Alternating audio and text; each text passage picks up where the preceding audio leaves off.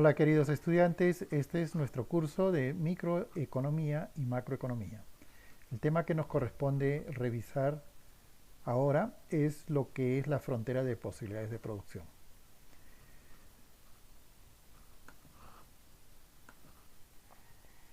Estamos dentro de nuestra primera unidad donde tenemos que revisar todos los conceptos básicos en relación a lo que es la economía, las herramientas, las técnicas y donde también tenemos que tratar lo que es la demanda y la oferta de mercado. Como lo hemos mencionado, el logro de esta sesión está pues a que el estudiante pueda interpretar la importancia del análisis de esta frontera de posibilidades de producción. Esto lo podemos visualizar desde un punto de vista empresarial como que también a nivel de un país. Muy bien, entonces, ¿qué es la curva de transformación o frontera de posibilidades de producción? Como vemos en este gráfico en la parte inferior, podemos identificar que tenemos dibujada una curva, ¿no? ¿Sí? En este gráfico, una curva en la cual es cóncava con respecto al origen y en la cual también podemos identificar 4 puntos que están en torno a esta curva, ¿no? Primeramente, sería interesante poder identificar que acá tenemos 2 puntos que están sobre la misma curva, ¿no? Como que también podemos identificar un punto que está debajo de la curva y otro punto que está por encima de la curva, ¿no? Y que estos puntos pues de alguna manera nos están representando lo que es la curva de transformación o frontera de posibilidades de producción. Entonces, ¿qué es lo que sucede? De que esta frontera de posibilidades de producción nos representa la producción de bienes y servicios que puede realizar un país o puede realizar una empresa, dependiendo de lo que estemos analizando, ¿no? Optimizando los recursos con los que poseen y utilizando determinada tecnología. En ese sentido, los puntos M y N, ¿sí?, que los hemos identificado en esta parte, M y N, pues obviamente me están representando de que estoy utilizando, ¿no?, mis recursos disponibles para producir estos bienes y servicios, dada, ¿no?, determinada tecnología. ¿Ok? Entonces, los puntos que están sobre la curva me están determinando de que efectivamente estoy utilizando todos mis recursos para producir bienes y servicios, dada cierta tecnología. ¿Y eso qué implica? De que efectivamente estoy resultando ser eficiente. Una situación contraria ocurre cuando me posiciono en el punto Q que está debajo de la curva, ¿ah?, y que efectivamente acá ya me representa que no estoy utilizando al máximo mis recursos, por lo tanto estoy debajo de esta curva. Entonces significa que ese punto me está representando un nivel de ineficiencia. ¿Ok? ¿Y qué sucede cuando nosotros nos trasladamos hasta el punto que está sobrepasando la curva, que es la denominada curva de transformación o frontera de posibilidades de producción? ¿Qué pasa a ese nivel, en el punto P? Implicaría pues obviamente que no cuento con todos los recursos como para poder llegar a ese nivel de producción de bienes y servicios. ¿Ok? Entonces, para nosotros nos debe de quedar claro de que esta frontera de posibilidades de producción nos representa el nivel, ¿no?, de producción de bienes y servicios a los cuales yo puedo llegar, llegando a un nivel de eficiencia, donde utilizo mis recursos al máximo, dada cierta tecnología. ¿Ok? Entonces, ese es, digamos, lo que nos representa la frontera de posibilidades de producción.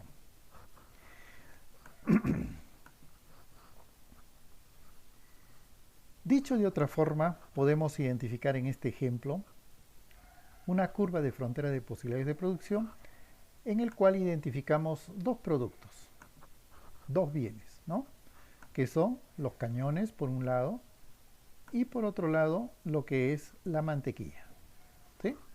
Claro, ustedes dirán, pero ¿cómo comparo yo mantequilla, cañones? No tiene ningún sentido. Claro, tiene el sentido en el sentido de que yo pueda, digamos, tener dos bienes cualesquiera en los cuales yo puedo, digamos, hacer una comparación.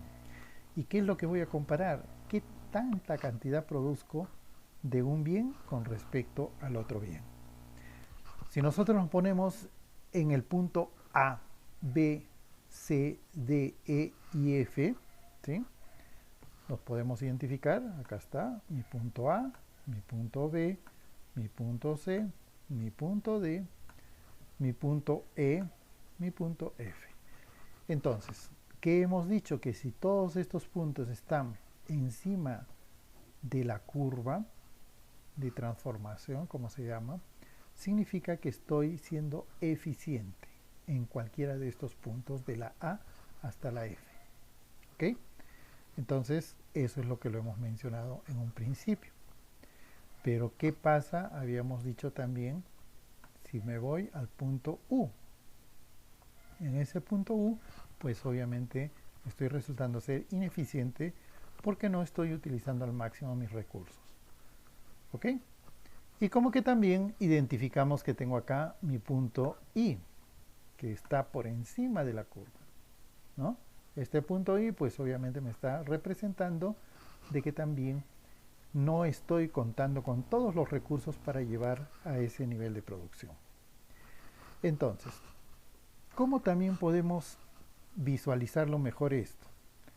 ¿Cómo lo podemos explicar mejor? Si ustedes se dan cuenta, en el eje de las X tengo acá cantidades del 1 al 5, que estamos hablando de millones de kilos, 1 millón, 2 millones, 3 millones, 4 millones, 5 millones, ¿no? Y en el parte del eje de las Y están los cañones, que está en miles, 3.000 cañones, 6.000 cañones, 9.000 cañones, 12.000 cañones, 15.000 cañones. ¿Ok? Entonces, lo único que tratamos acá es de representar combinaciones de producción de estos dos bienes. Por ejemplo, si partimos acá de 2 millones de kilos de mantequilla, implica, ¿no?, que en equivalencia estoy produciendo del otro bien ¿cuánto? Más o menos estamos viendo de que puede calzar a los 12.000 cañones. Es decir, en este punto C, ¿no?, en este punto C, ¿sí?, yo estoy siendo eficiente produciendo 2 millones de kilos de mantequilla y 12.000 cañones en el punto C. Significa que estoy utilizando todos mis recursos, estoy utilizando mi tecnología que tengo en este momento y que de pronto me está permitiendo llegar a ese nivel de producción. ¿Ok? De idéntica manera puedo hacer con las demás combinaciones, ¿no? Por ejemplo, este punto 4 millones de kilos de mantequilla, y eso más o menos está equivaliendo a ¿cuánto? Podríamos calcular más o menos a 5.000 cañones, ¿sí? O sea, en esa parte yo debería tener mis 5.000 cañones. ¿Ok? Entonces, acá yo podría decir cuántos cañones hay. Bueno, no me permite moverme, pero la idea es de que tendría acá 5.000 cañones. ¿Se dan cuenta? Entonces, en cada uno de estos puntos donde existe distintas combinaciones en lo que es mantequilla y cañones, y que sean puntos que están dentro o que están encima, mejor dicho, de la curva de frontera de posibilidades de producción, pues obviamente estoy resultando ser eficiente. ¿Ok? Muy bien, entonces eso es, digamos, lo que nos representa esta frontera de posibilidades de producción. La frontera de posibilidades de producción nos invita a nosotros a interpretar tres importantes conceptos o ideas. ¿Cuáles son ellas? El costo de oportunidad, la eficiencia, ¿no?, y la ley de los rendimientos decrecientes, ¿no? ¿Qué significa cada uno de estos términos? Es lo que vamos a ver ahora en este momento. ¿Ok? ¿Qué tenemos? Primero hablemos de lo que es la eficiencia. Acá ya tenemos algunos datos, nos podemos ayudar por esta tabla que tenemos, combinaciones de los distintos puntos de la A a la F, ¿sí? Acá los tenemos A, B, C, D, E, F, distintas combinaciones en las cuales en este caso tenemos dos productos, ¿sí? Dos productos, uno que es los vestidos y otro que es los alimentos, ¿sí? Entonces, en cada uno de estos puntos A, yo estoy produciendo 0 de vestidos y 350 de alimentos. Entonces, este es mi punto A. Si nosotros sabemos, esto está partiendo del origen y que de pronto, ¿sí? Tengo acá en el punto A, ¿cuánto estoy produciendo? Pues estoy produciendo, ¿no? 350 estoy produciendo de alimentos y de vestido estoy en 0. Como que una situación similar o parecida sucedería en el punto F. ¿Cuántos vestidos estoy produciendo? 50 en el punto F, pero no estoy produciendo nada de alimentos, ¿sí? Puede darse una situación de ese tipo, ¿no? O sea que de pronto no me resulte a mí en un principio que sea prioritario que produzca un determinado bien, pero sí el otro, o viceversa, ¿ok? Entonces, hemos mencionado que la eficiencia precisamente nace en el sentido de que podamos nosotros estar encima de lo que es nuestra curva de transformación o lo que es la curva de la frontera de posibilidades de producción. ¿Ok? Entonces nuestro primer término va en ese sentido, de hablar dónde está el nivel de eficiencia. Pero el otro término es hablar de lo que es el costo de oportunidad. ¿Sí? Este costo de oportunidad. Entonces, cuando hablamos nosotros de un costo de oportunidad, implica de que estamos renunciando, ¿no?, a un bien por optar por el otro bien, ¿sí? Es decir, acá vamos a tener en esta columna, a ver si nos ubicamos un poquito, ¿sí? En esta columna vamos a tener distintas diferencias que se van generando. ¿Por qué? Porque estoy teniendo distintas combinaciones de lo que son vestidos y alimentos, ¿no? Entonces, por ejemplo, en el punto B, yo tengo 10 de vestido, a ver, ¿sí? 10 de vestido y 330 de alimentos, ¿no? Entonces, para producir estos 10 vestidos, ¿en qué cantidad yo he tenido que renunciar de alimentos? Lo ubicamos, ¿no? Acá tenemos 10 vestidos. Para producir estos 10 vestidos he tenido que sacrificar, ¿cuánto? 20 unidades en lo que es alimento. Y acá lo tenemos en esta parte, ¿ok? He tenido que renunciar a 20. ¿Para qué? Para producir 10. ¿Qué pasa si produzco 20 vestidos?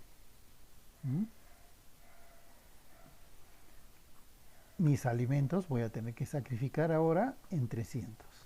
¿Cuál es mi costo de oportunidad entonces? 30. ¿Sí? Nos vamos dando cuenta, ¿no? ¿Qué pasa por decir si quiero producir más vestidos y yo me voy hasta 30 vestidos? 10 más, ¿no? En alimentos, la producción que yo tengo que realizar es solo de 250. Entonces, estoy dejando de producir, ¿cuánto? 50 unidades. Por lo tanto, eso viene a ser mi costo de oportunidad. Y así sucesivamente vemos para los demás casos. Produzco 40 vestidos, mis alimentos bajan en 150, mi costo de oportunidad es de 100. Produzco 50 vestidos, no produzco nada de alimentos y mi costo de oportunidad será de 150. Si nosotros nos vamos a nuestro gráfico, efectivamente lo que tenemos es esas variaciones que se van generando a medida que yo voy sacrificando alimentos, ¿no?, que es la parte del eje Y, con respecto a lo que es la producción de vestidos. ¿Ok? Entonces, a eso se le determina lo que es nuestro costo de oportunidad. ¿Ok? Muy bien. Entonces, nos vamos ahora a identificar otro de los términos que nos resulta importantes, la ley de los rendimientos decrecientes. Y hemos visto tres aspectos importantes. Primero hemos dicho la eficiencia, segundo lo que es el coste de oportunidad y ahora lo que significa para nosotros la ley de los rendimientos decrecientes. Entonces, ¿qué nos quiere decir eso? Por ejemplo, tenemos en este cuadro el caso de una determinada extensión de tierra agrícola. Tengo el número de hectáreas, ¿no?, que está siendo determinado por el recurso natural. Tengo el número de tractores, que también se considera como dado, como un recurso de capital. Y también tengo el número de trabajadores. ¿Ok?